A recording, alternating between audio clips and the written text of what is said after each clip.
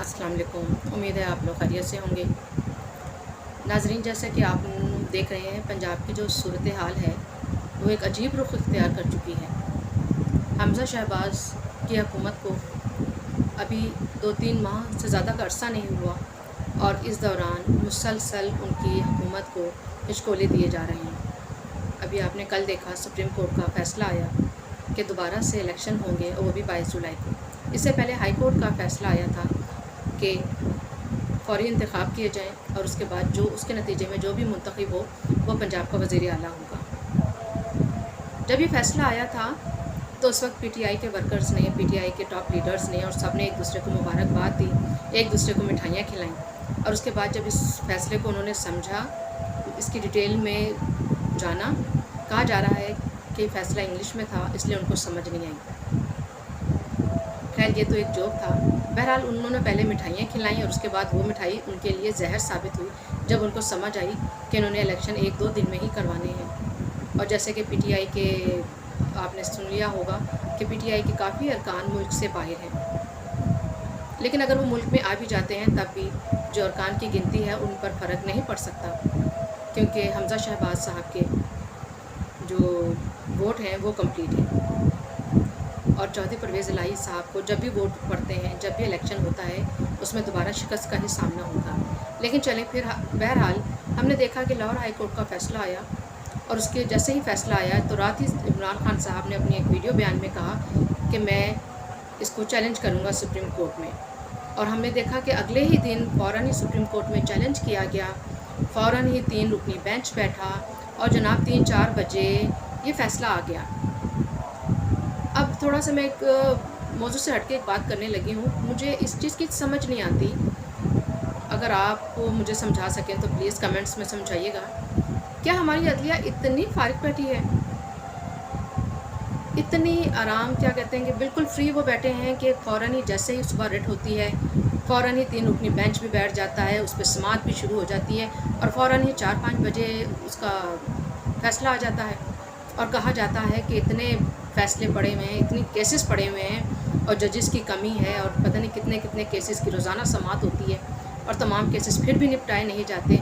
लेकिन ये कैसा केस होता है जनाब इमरान खान साहब का, जब उनको मुश्किल पेश आती है फ़ौरन ही अता उमर बंदियाल साहब अपनी बैठक लगा लेते हैं, अपने मुंतखब और पसंदीदा जजेस के साथ वारिद हो जाते हैं और फ़ैसला सुनते हैं। और जो भी कोई भी फ़ैसला करना होता है तो पीटीआई के लीडरान की तरफ देखा जाता है कि हाँ जी आप बताएं, ऐसे ठीक है, चलें जी ऐसे कर लें, चलें जी आप पूछ के बताएं, मुझे आप लोग बताएं क्या फ़ैसले इस तरह से होते हैं? क्या उनसे पूछा जाता है कि आपकी क्या मर्ज़ी है, या आपने वोटिंग करवानी है, या तो कल परसों वोटिंग करवा लें या आप 17 को वोटिंग करवा लें, आप बताएं आप कैसे चाहते हैं? मैं इस चीज़ को समझ नहीं पा रही अपने सुप्रीम कोर्ट के किरदार को कि जब इमरान खान साहब का जब भी मामला होता है तो इमरान खान साहब वैसे तो पहले चीखा करते थे कि रात को 12 बजे अदालतें क्यों लग गईं, और फिर जब से अदालतों ने उनके इस बात को प्रेशराइज़ हुए हैं, इस बात की प्रेशर में आना शुरू हुए हैं, तो अदालतें फिर उनके लिए भी जब उन्होंने चाहा जब लगना शुरू हो गई। सुबह कहा सुबह लगीं, रात को कहा तो रात को लगीं, एक दिन में फ़ैसला मांगा तो एक दिन फ़ैसला हो गया, जैसा फ़ैसला मांगा वैसा फ़ैसला हो गया। मेरा ख़्याल है फिर ये सुप्रीम कोर्ट का तरद्दुद हटा ही देना चाहिए, ख़त्म ही कर देना चाहिए। जो भी मामलात हों डायरेक्ट इमरान खान साहब से पूछ लिया जाए कि वो जो चाहते हैं वो कर लें। चलें, बहरहाल ये तो एक मेरी एक अपनी एक ज़ाती बात थी कि मुझे उनके इस किरदार की समझ नहीं आती कि ये कैसा उनका किरदार है अता उमर बंदियाल साहब का। उनके तो खैर काफ़ी ऐसे फ़ैसले हैं और जो कुछ वो अपने सुप्रीम कोर्ट के अंदर इंतज़ामिया में जो कुछ वो कर रहे हैं, उस पर वो जस्टिस काजी फ़ाइज़ ईसा के जो ख़तूत आ रहे हैं उनसे भी काफ़ी पता चलता है कि उनका अपना इंतज़ामी मामलात कैसे हैं अता उमर बंदियाल साहब के। चलें, वो एक अलग बहस है। तो हम लोग इस बारे मामले में बात कर रहे थे कि अब देखें पंजाब के इलेक्शन होते हैं, आई थिंक 22 जुलाई की डेट दी गई है और दोनों तरफ एग्रीमेंट है कि हम 22 जुलाई को करवाएंगे। अब इसमें देखें कि क्या नतीजा निकलता है। अगर फ्री एंड फेयर इलेक्शन करवाए जाएँ तो हमज़ा शहबाज साहब का जीतना यकीनी नज़र आता है, لیکن اگر دیکھا جائے تو پرویز الہی صاحب اپنی وزاداری میں، اپنے رکھ رکھاؤ میں اور اپنے میل ملاپ میں کافی اچھے سمجھے جاتے ہیں، اچھے مانے جاتے ہیں۔ ان کا کاف لکھ تو ان کی ہے ہی، لیکن ان کا P T I, P M L N اور پیپلز پارٹی کے جو دوسرے ممبران ہیں ان کے ساتھ بھی ان کی کافی اچھی الیکس لیک ہے۔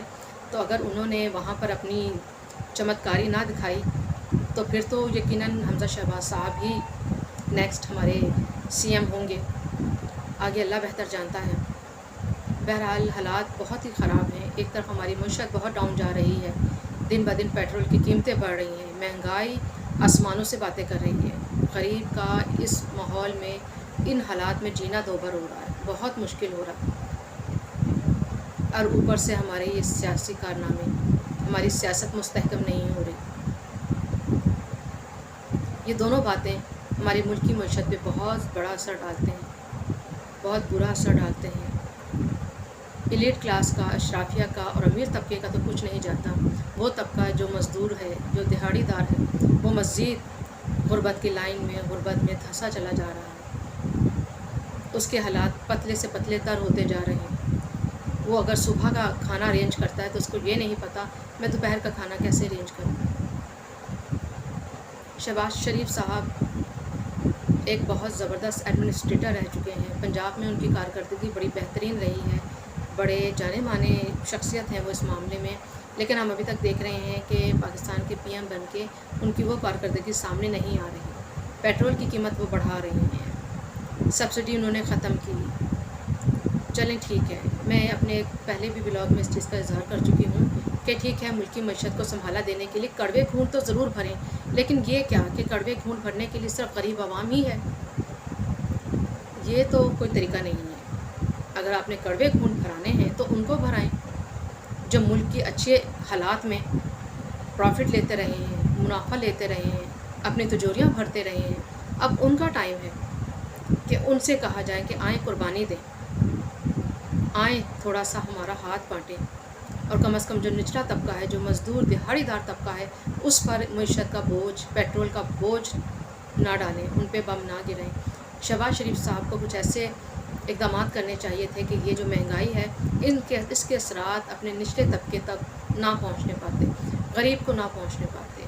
اب تھوڑے دنوں بعد بلدیہ کے الیکشن بھی ہو رہے ہیں، اور جو صورتحال جا رہی ہے یہ اپنے پاؤں پہ کلہاڑی مارنے کے مترادف ہے شہباز شریف کے لیے، کیونکہ پنجاب اور اسپیشلی لاہور نون لیگ کا گڑھ سمجھا جاتا ہے، اور جس طرح سے انہوں نے اقدامات کیے ہیں کہ روٹی، آٹا، گھی، دال، چینی اتنے مہنگے ہو گئے ہیں کہ عوام اب مشکل ہی ہے کہ ووٹ ڈالنے کے لیے گھر سے نکلیں، اور اگر نکلنے بھی جائیں گے تو مشکل ہی ہے کہ ان کی فیور میں ووٹ جائے۔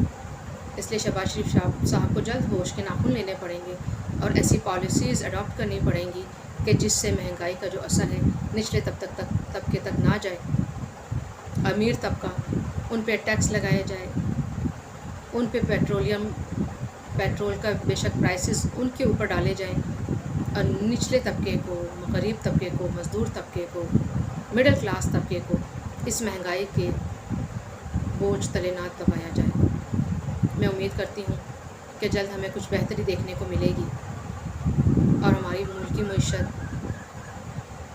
دن دگنی رات چگنی ترقی کرے گی انشاءاللہ۔ اسی امید کے ساتھ اپنا بہت خیال رکھیے گا۔ اللہ حافظ۔